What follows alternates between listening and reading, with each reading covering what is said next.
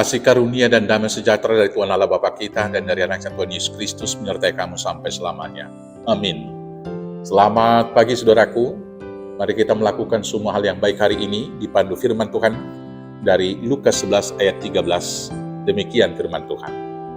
Jadi jika kamu yang jahat tahu memberi pemberian yang baik kepada anak-anak, apalagi Bapamu yang di surga, Ia akan memberikan Roh Kudus kepada mereka yang meminta kepadanya. Demikianlah firman Tuhan. Bapak Ibu Saudaraku yang terkasih dalam Yesus Kristus, doa adalah nafas hidup orang beriman.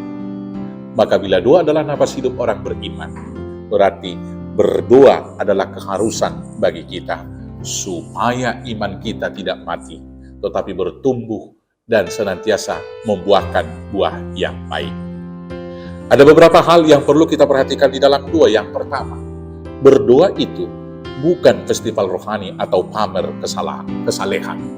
Maka karena itulah Tuhan Yesus mengatakan, jika kamu berdoa, pergilah ke kamar, dan kemudian tutuplah pintunya, dan berdoalah kepada Bapamu yang di tempat tersembunyi, supaya Bapamu melihat engkau yang berdoa di tempat tersembunyi, memberikan dan mengabulkan doa.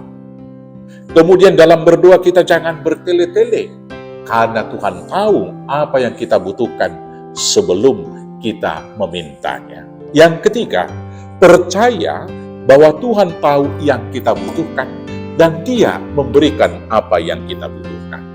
Saudara-saudaraku yang terkasih dalam Yesus Kristus, apakah Tuhan senantiasa mendengar doa kita?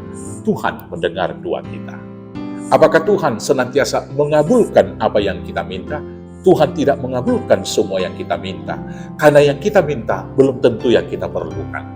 Karena yang kita inginkan belum tentu akan membawa kita kepada kehidupan. Maka sama seperti orang tua yang baik, yang tahu memberikan hal yang baik kepada anak-anaknya, demikianlah Tuhan kita tahu apa yang kita butuhkan yang baik.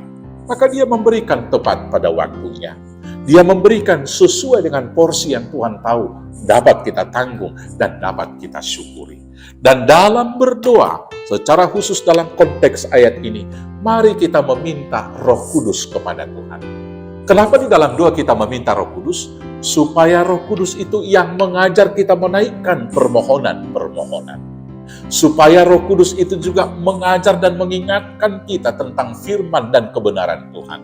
Supaya Roh Kudus itu juga memberikan hikmat bagi kita bagaimana menghadapi realitas kehidupan. Percaya sajalah bahwa Tuhan mengabulkan dan memberikan apa yang kita butuhkan. Maka tetaplah berdoa dan Tuhan yang akan memberkati kita. Amin. Kita bersatu dalam doa. Terima kasih Bapa yang baik. Biarlah kami pasrah sempurna seperti Tuhan Yesus. Di dalam doa kami berkata, kehendak-Mu jadilah Bapa. Karena kami tahu kehendak Tuhan saja yang terbaik dalam hidup kami. Maka biarlah Roh Kudus yang mengajar kami hidup di dalamnya. Hanya karena pertolongan Yesus Kristus Tuhan Juru Selamat kami yang hidup. Amin. Selamat beraktivitas. Tuhan Yesus memberkati. Horas, horas, horas.